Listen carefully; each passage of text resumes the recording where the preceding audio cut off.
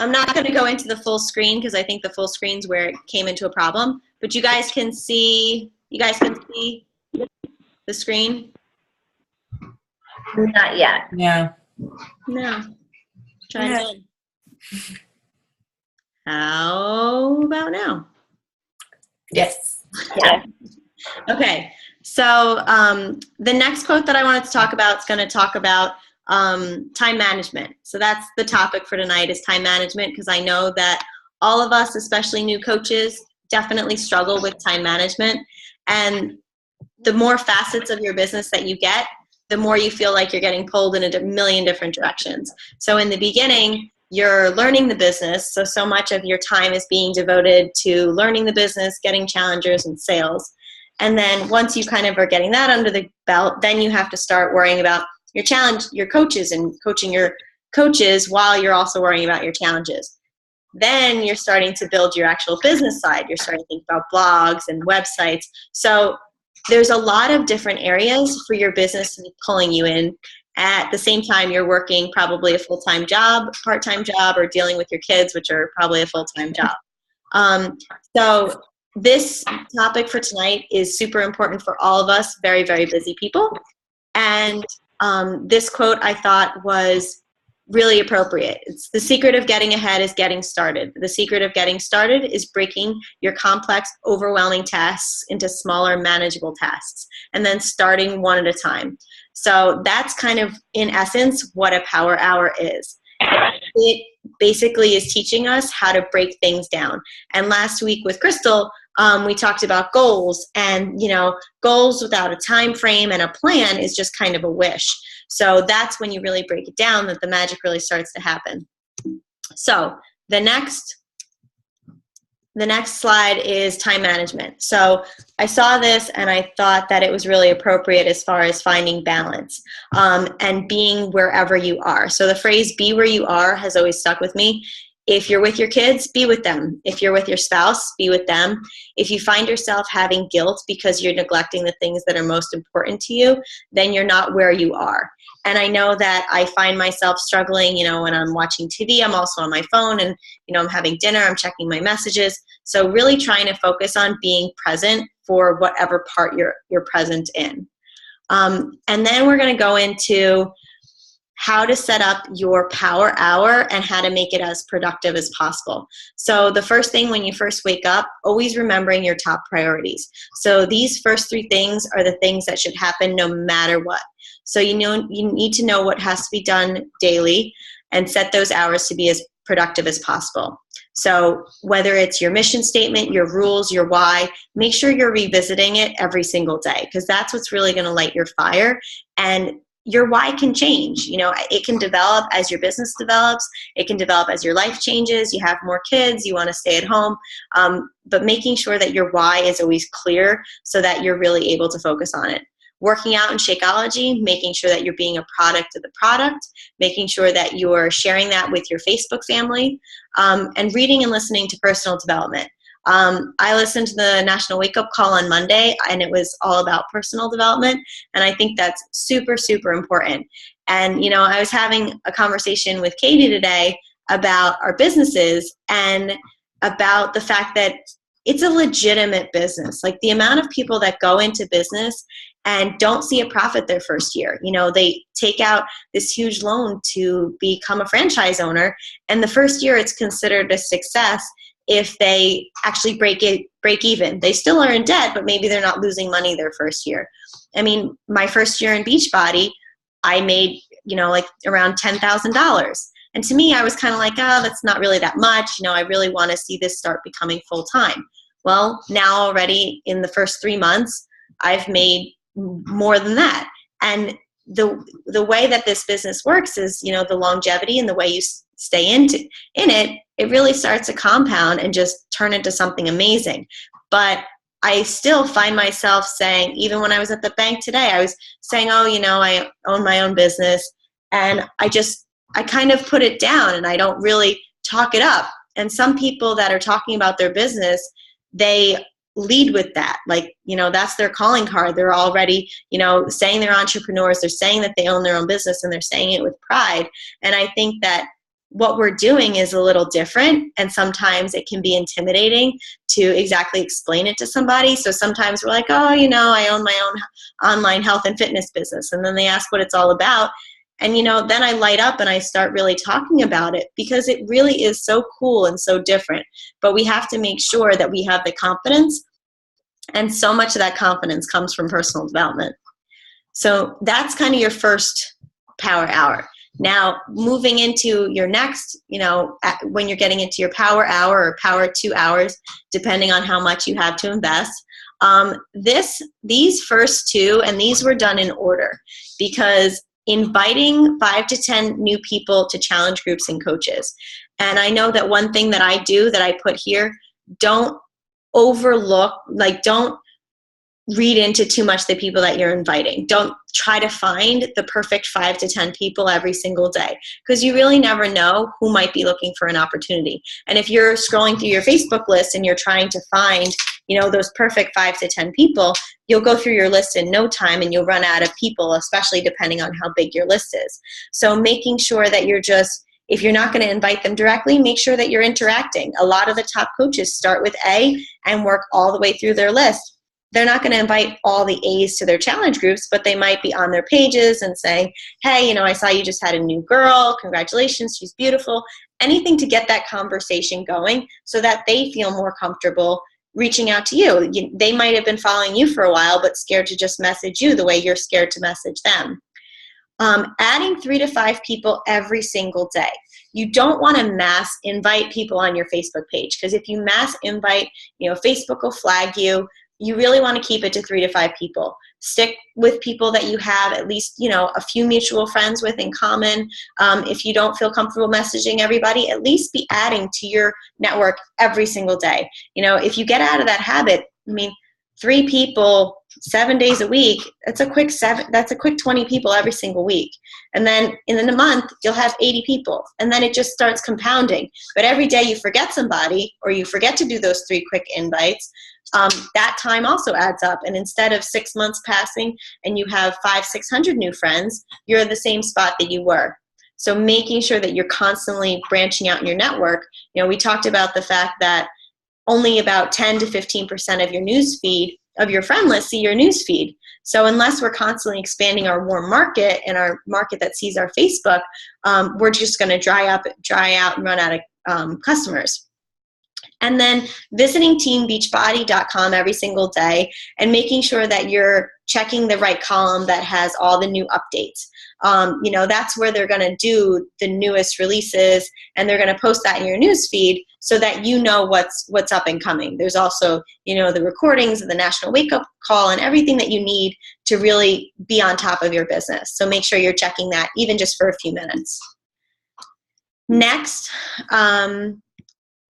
is check in on your challenge groups. So what I want to do, and what most of us want to do as coaches, is we want that to be first. We want to check in on our challenges. We want to check our notifications. We want to see how great everybody is and everybody who's working out. And as coaches and people that want to help people, that's our natural instinct. But we have to sometimes lead with our business and make sure that we're expanding our network. So then check in with your challengers. Ask them to tag you just so you don't miss something. They might all be posting their check-ins for their workouts, but one of my challengers today had a question about a menu. She's going out to dinner. Reminding them that they can tag you in the feed so that you definitely get flagged so you don't miss it.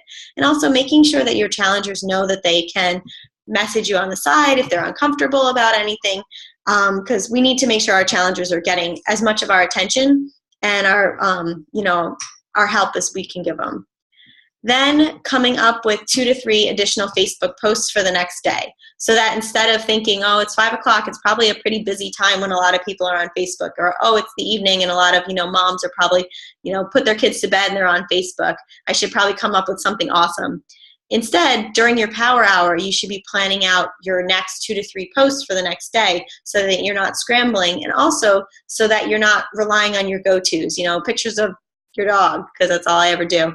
That making sure that you're branching out and you're really planning out. Some coaches, they get the month and they literally go, recipe challenge, coach invite. They'll plan out the entire month. So in the beginning of the month, they're looking for coaches. The end of the month, middle of the month, they're looking for challengers.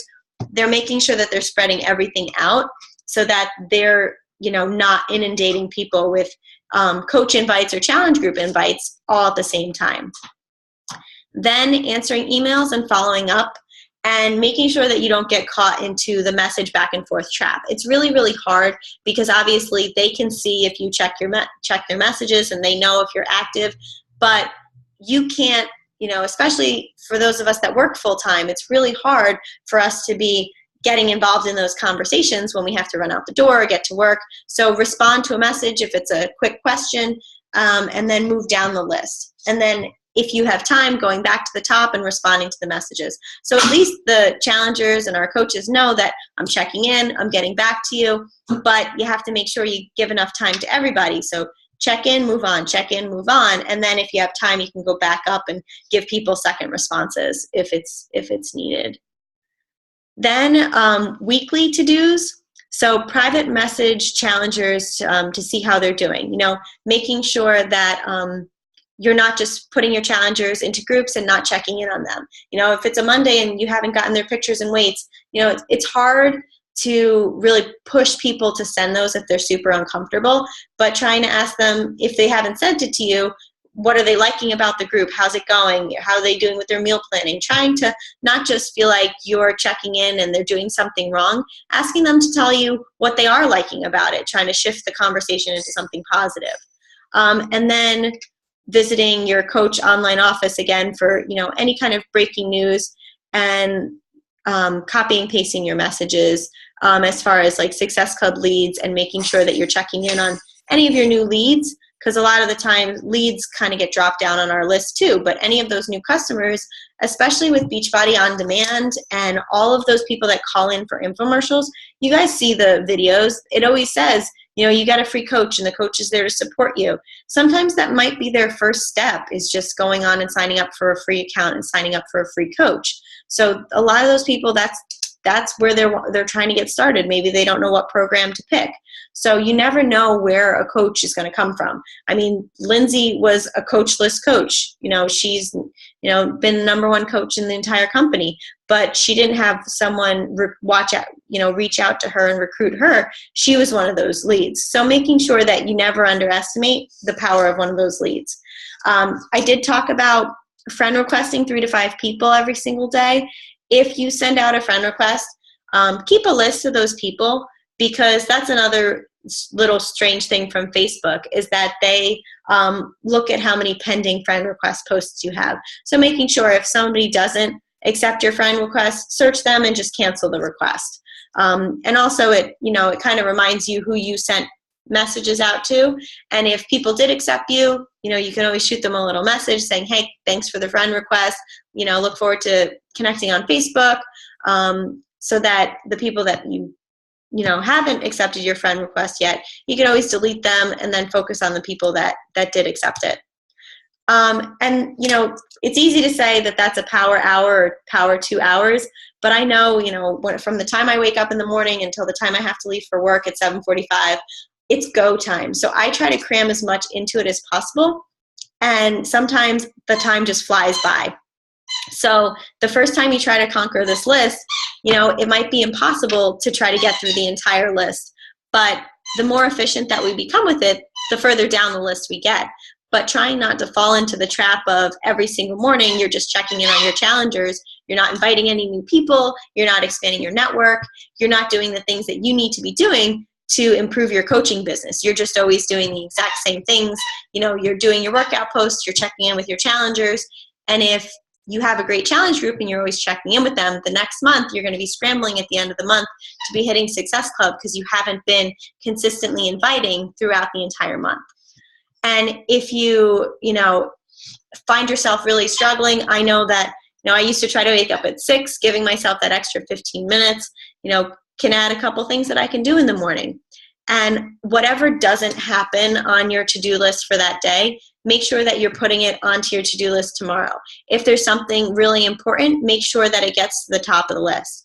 And then that you've put in a really successful 1 to 2 hours, whether it's at lunch, whether it's in the morning, whether it's after work, you feel so much more productive.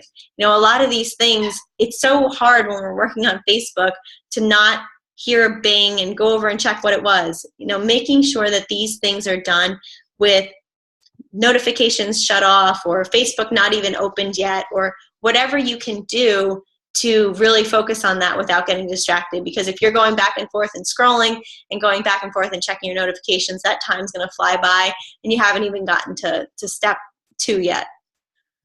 So that's, and then I had, deleted my last slide. Sweet.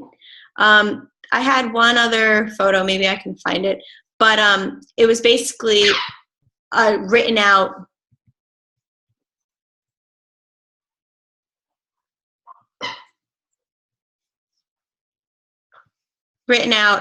list. So if it's something that works for you, making sure that you're finding whatever system works for you.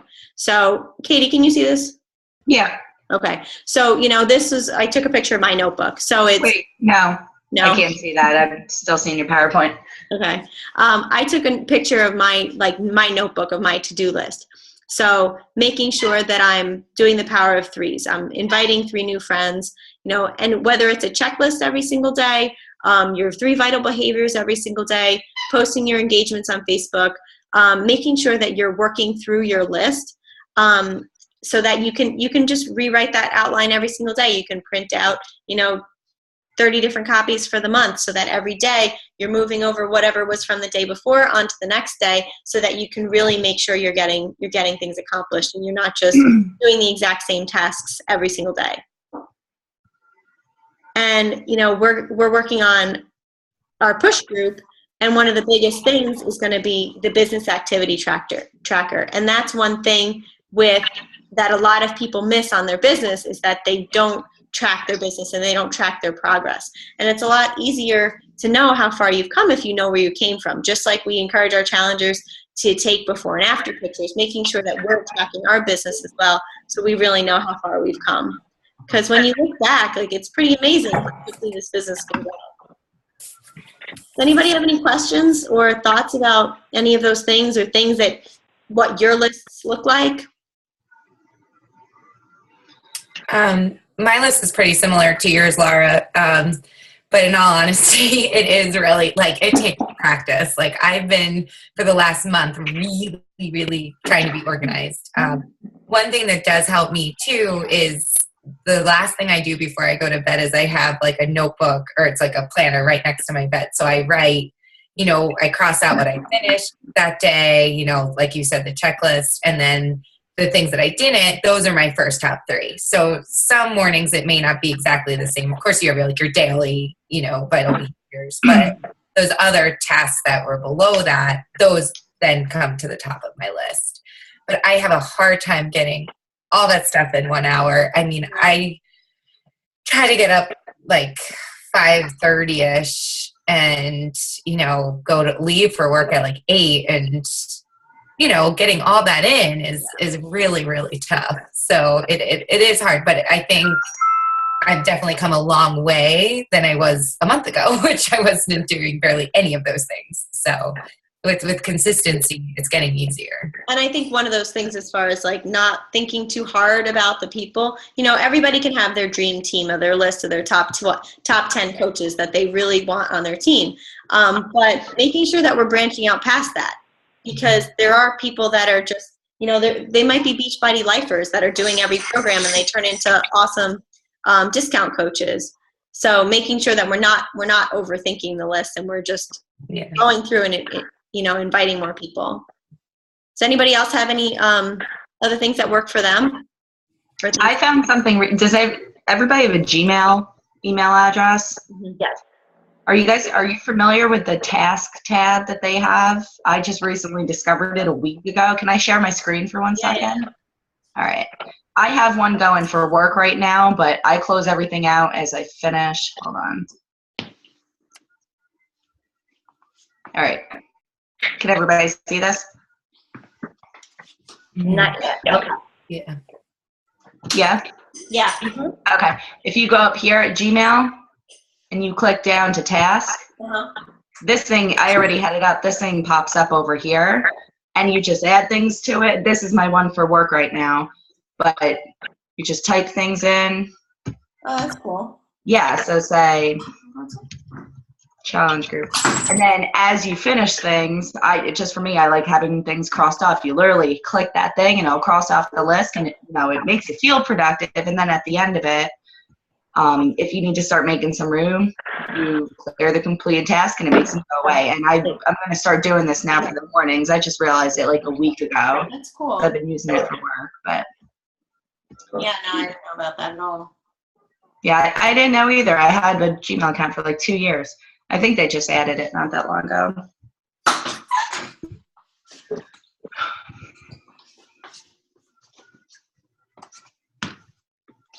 Does anybody else really struggle with inviting and branching out and reaching out to your network, or having a hard time on how to do that, or how to invite to to the coaching opportunity? That's the one thing I'm having difficulty on, is how to exactly throw it out there. Because you see me with the challenge groups now. I finally got comfortable with that. Mm-hmm. I'm going to be starting a 21-day fix May 1st. So hopefully I can get some orders that way. But every day I sit down to look for coaches to join the team, and I don't want it to sound salesy. So I'm struggling with that right now. Mm-hmm. Have you been talking a lot about your experiences with coaching on your news feed in general? Not as much as the news feed, mainly in private messages. Some people ask me what's going on, what am I doing? I don't know how to put it out there without trying to make myself look full of myself or show off type thing, I guess. I'm not out of my comfort zone with that yet. Like, I just begun with the other things. Yeah. So I don't know how to word it without being like, oh, look what I'm doing. And, you want to do this, jump on. And a lot of it is just the excitement and the way you say it. A lot of it comes across, your awkwardness comes across when you're typing it. So when something awesome happens, a challenger sends you a text message saying, I'm getting such awesome results. Write that post right then and there, even if you don't have time to put it out there, because the energy, will come across. If whatever, we talked about sharing those small successes, because it is hard to say, look how awesome I am. I'm doing this, I'm doing that. Right. But it's more your excitement about it. And that's what I noticed with the girl I was talking to at the bank today. Like, when she was just asking me, oh, what's the business that you own? It's hard for me to verbalize it. But then the more you start talking about it and she's getting excited and you're like, why aren't I more excited about this? It is pretty awesome. Like, talking about those individual successes and how happy you are and how glad you are to find it. And Katie just had an awesome blog post about how much it's helped out her life. And I don't think that at all was an in your face, I'm doing this. The strongest coach recruitment posts are the ones that come across that anybody can do this. You don't have to be special. You don't have to have a personal trainer's license. You don't have to have a nutrition background. Being able to express that anybody can do it, because we're working this business and a lot of us want to go full time or make a substantial income to really help the family.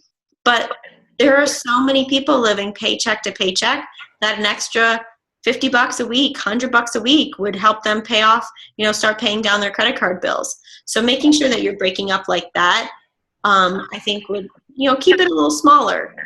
Okay. Because face to face, I have no issues doing that. Yeah. Completely confident. It's on Facebook, because anybody can take your words and take it totally different than what you're trying to come across. And I've seen that happen before. So I'm like, I think as my husband would say, think too much into it. So when I'm sitting here getting ready to type something up, I walk away, and then that's it. Another day went by. I didn't get that post out there because I get stumped on it completely. And don't get upset if you post a flop. We all have posts that we put out there and we think they're going to be amazing, and then we get 2 likes. That's totally fine. We're always going to have those. You can put it out there. If you think it's a total flop or you think it didn't go across the way that you intended it to go across, then take it down. Just delete that post or send it up, send it to a couple people and say, what do you think about this post? And if we don't take it that way, then most people probably won't read into it that way either. Okay, gotcha. I know that the power hour, power 2 hour list is a little intense because the time definitely seems to go into hyper mode when you're trying to do Beachbody business stuff. But making sure that you're starting at the top of the list. If you haven't read the book, Eat That Frog, I listened to it, and it's all about taking the things off the list that are the most important and starting with those. We all tend to do things that we really like. I end up in pick monkey downward spirals because that's what I like to work on.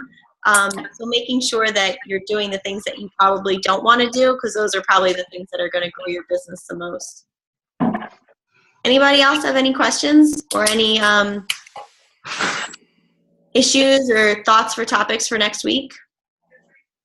Okay, so Laura, when you were going through your power hour list, you said you had an example of what you send when you invite people to your group. Mm-hmm. Do you have a copy of that, or? Yeah, please. Okay.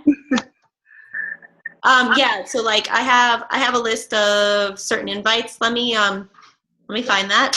But, I had it to pull up in my. What are you doing? Yeah, I'd like to compare it to mine just to kind of see. I'll post it in the team page. Yeah. I had it down in one of these little, how you minimize everything and shoots it into the corner. It's down there.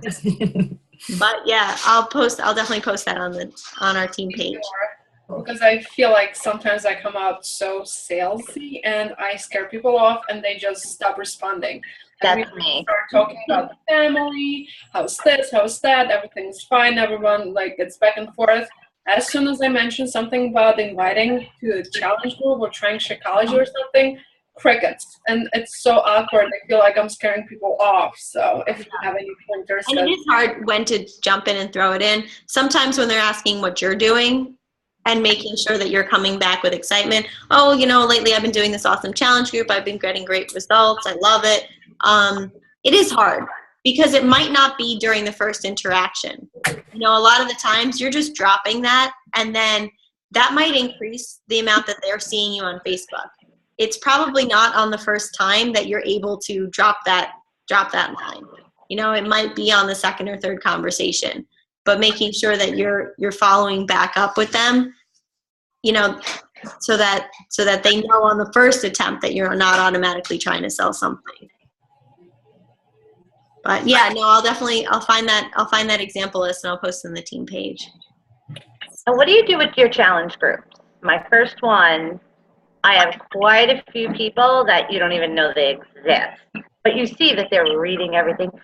I kind of threw something up, like, where are my members today? Haven't seen any posts, and I got a couple awake and started posting. Do you go about it that way? And yeah, I mean, each challenge group's a little different. Each group of people is a little different. Making sure that I'm private messaging them first. I'll bring it back to why they first signed up. Hey, I know you have that vacation coming up in, 3 weeks. I just want to check in and make sure that you're sticking with the program. I usually private message people first. And then if I'm still getting crickets, sometimes I'll tag every single person in the post and say a post that's like on the bottom, put if you're I'm committed. And then they just have to check in with I'm committed, I'm all in. Something like that to actually get them putting it in. okay. Ultimately, they're the ones that are losing out, and we're there to support them. But it is hard. You'll have challenge groups where it'll totally go crickets and you'll want to abandon the group entirely. But if people are still looking at your things, people are reading it. So make sure that you're still sticking in, you're still participating, and you're still going through the motions. And then all my fixers are doing it. Yeah.